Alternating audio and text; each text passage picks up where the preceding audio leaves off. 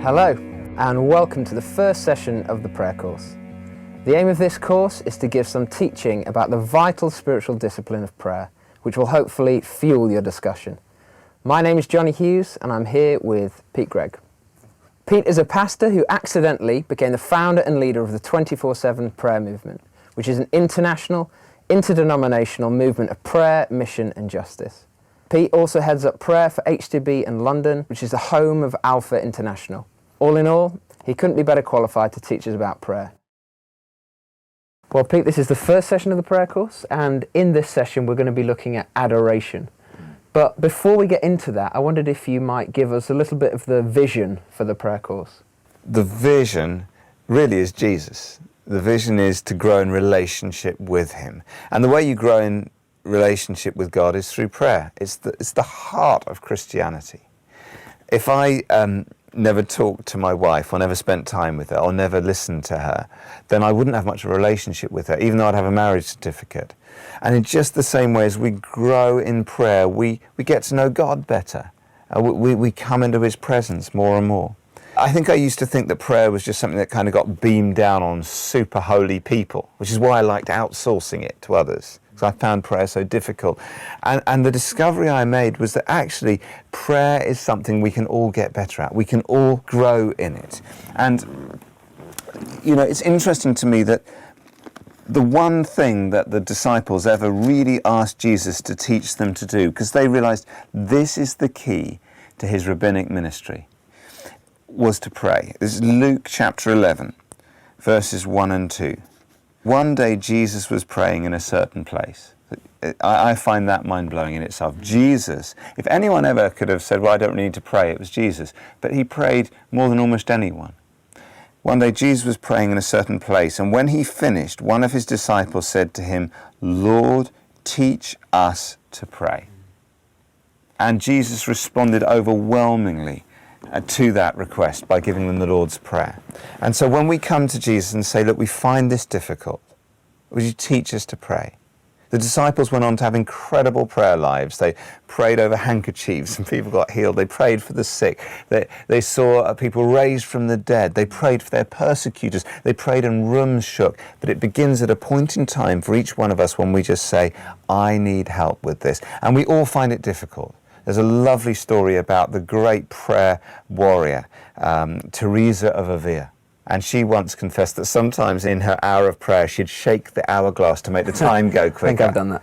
Yeah, because she, you know, sometimes prayer is difficult, but when we ask Jesus for help, he will. So put very simply then, the aim of this course is to help people grow in their relationship with God. Yeah. By the end of 6 weeks, you will be better at hearing God's voice. You'll be experiencing more of his presence. You will have processed some of your disappointments and struggles in prayers. And I think you'll even, I hope, be seeing more miracles because you'll be learning how to unlock the power of prayer. Sounds great. I am in. Brilliant. So it's good because it'd be lonely if yeah, if you be weren't. awkward, yeah.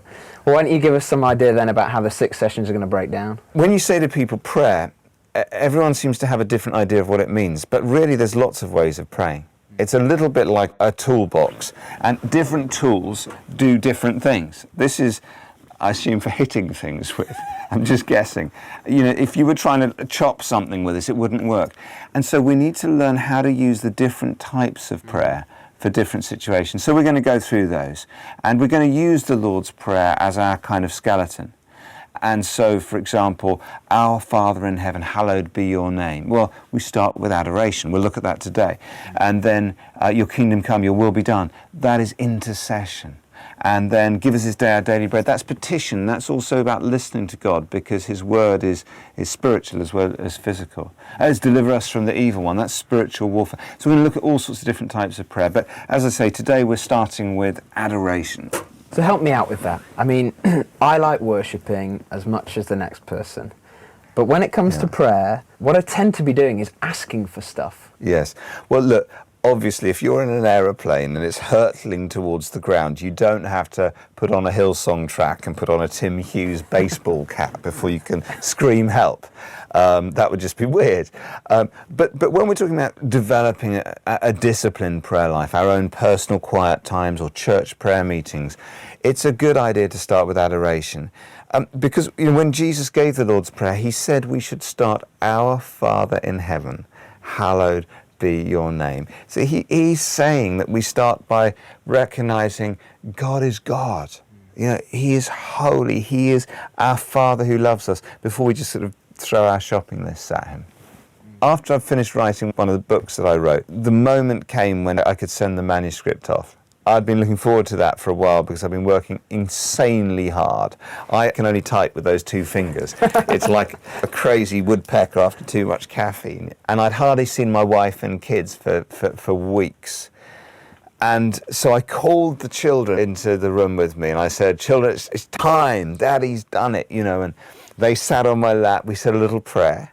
And then they pressed send and the manuscript went. And then we went to this restaurant near our house where there's a big leather sofa, a bit like this, bigger, and swings and slides for the kids. And so I sank exhausted into this sofa. And I said to the kids, go forth, use the swings and slides, verily. And one of them just charged out, swing, slides. And the other one went to the door and he stopped. And then he turned around and he looked at me. And he came back towards me slowly. And he said to me, Daddy, I've missed you. Wow. And he just climbed into my lap and he wouldn't go. And you have no idea how that ministered to my tired father's heart. And I didn't love him more than the other one at that moment. He didn't have to do it. It wouldn't have been wrong for him to go on and use the slides and swings. But he took an opportunity to give his time and his emotions to minister to me. And that, I think, is adoration. It's saying, in prayer, we're not just trying to get something out of God, we actually can minister to the heart of the Father. Wow. And I guess, like you say, you wouldn't have minded if you'd have just gone straight out with your other son to play on the swings. No, not at all. In the early days of the 24/7 prayer movement, I think we thought if we just pray as hard as we are for a bit longer, we're going to kind of flick some big heavenly switch and revival will break out. And then God sent us a godly man called John Dawson who said a very simple thing. He said, everybody prays. The difference when Christians pray is that they are climbing into the lap of their heavenly Father. And prayer is about intimacy and presence. The Book of Common Prayer, which was written in 1662, says of adoration that it is the lifting of the heart and the mind to God, asking nothing but to enjoy God's presence. So prayer begins with asking nothing but to enjoy God's presence, and God's presence is enjoyable. Prayer is meant to be enjoyable. It's not sustainable if it's not enjoyable. C.S. Lewis, who wrote the Narnia Chronicles, he said, in commanding us to glorify him, God is inviting us, get this, to enjoy him. I didn't marry Sammy as a child-raising strategy. Do you know what I mean? I married her because I loved her and I wanted to spend time with her. And the miraculous and messy byproduct of that intimacy is our kids. And in the same way, as we give ourselves to relationship with God, adoration, intimacy, presence, thanksgiving, there are miraculous and messy consequences we call answers to prayer, but it begins in relationship. I love those analogies. But I guess I'm trying to figure out what it looks like in practice. There was a moment where I remember it very clearly actually. I was walking down the street near my house and God spoke to me as clearly as I think he's ever spoken to me. It wasn't an audible voice, but it was so dramatic that I froze in the street. And what God said to me was, look at that tree. Right? So I like freeze and I'm staring at this tree like this is going to be my burning bush moment. The people in the street are thinking, weirdo, And I'm gazing at this tree and absolutely nothing happened. So after a bit I said, okay, Lord, I am looking at the tree. What happens now? And what I sensed God saying to me was, gee, you get so intense. Just like, I just thought it was a good tree. And so I find myself in the street saying, good job on the tree, Lord. Like, well done on the tree. Here's the deal. Your prayer life is at its best, not when you're praying the big prayers, but when you're praying the tiny prayers, the trivial prayers, the small prayers, where you're thanking God for trees. Or people say, should I pray for parking spaces? And as far as I'm concerned, you should.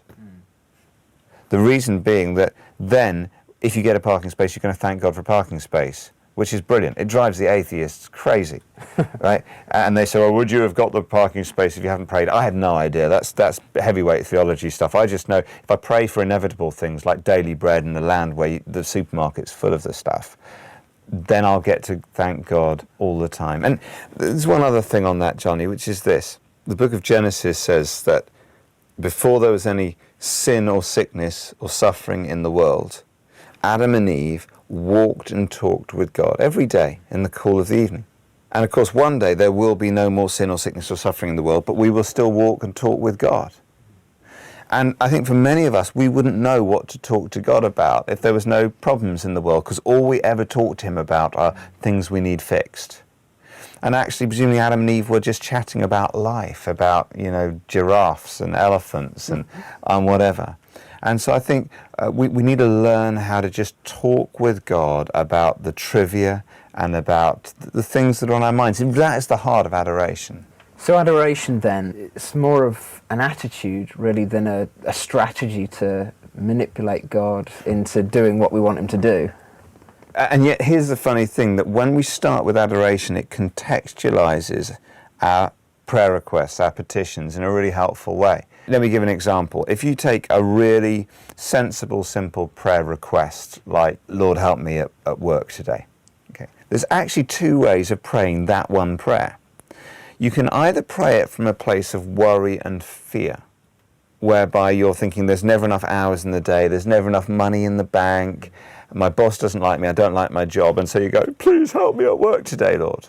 Or you can pray that same prayer, and I think if you've spent time in adoration, this is more the approach, where you think, I may not like my job much, but actually I know God's put me there.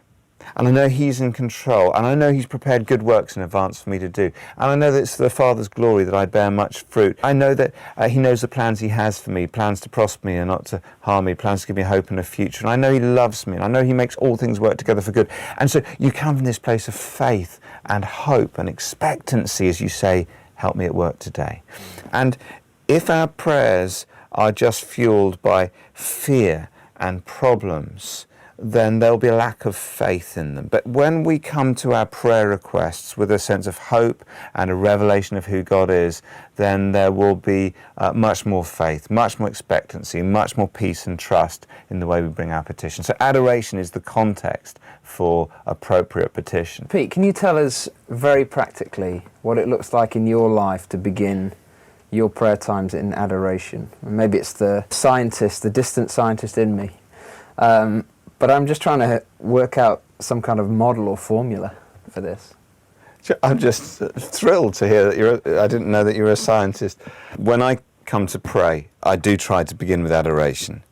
And one of the things that helps me, I think, to structure my whole prayer times is actually often I will work through the Lord's Prayer, not just repeating it, but using it as a model. So each line becomes a springboard to think about God as Father and hallowing his name and what does it mean to pray for his kingdom to come. And sometimes I'll use that old acronym ACTS, adoration, confession, thanksgiving, supplication, which just means asking God for stuff. And it sort of holds me off from coming in with all my prayer requests until I've spent some time adoring and thanking God. Sometimes the Psalms will help me. Sometimes just putting on some worship music. If it's in a corporate prayer meeting, actually spending time worshipping before we move into praying for things can be really helpful. Johnny, a friend of mine told me a story just the other day which to me sums this whole message up about adoration. He's got a son who's I think 17 years old, and he's a pastor, this guy, and he said at the moment when his son gets home from school each day, he takes off his tie and he always comes and finds his dad, who's normally in his study, and his son just throws himself down on the sofa and just kind of sprawls out there. And he doesn't particularly want to ask his dad for anything. He just wants to be in his dad's presence for a while before he gets on.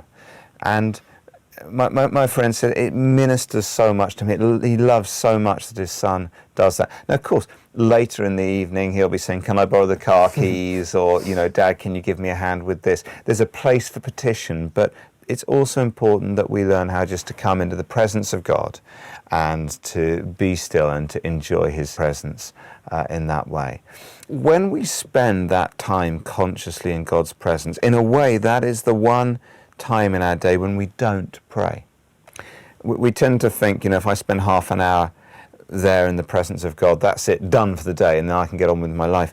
But what if the half hour, the hour we spend each day with the Bible, in prayer, in worship, is the time we recenter on Jesus, so that we can live the other 23 hours of our day praying in real time, more conscious of his presence, praying almost as a reflex reaction when we're watching TV or while we're at work. Because that's the aim, ultimately. It's not just to have times of prayer each day, but to become a 24/7 prayer room, a place that is continually encountering God and enjoying God's presence, practicing the presence of Jesus 24 hours a day and 7 days a week. That's brilliant. Why don't we start by praying? Good idea.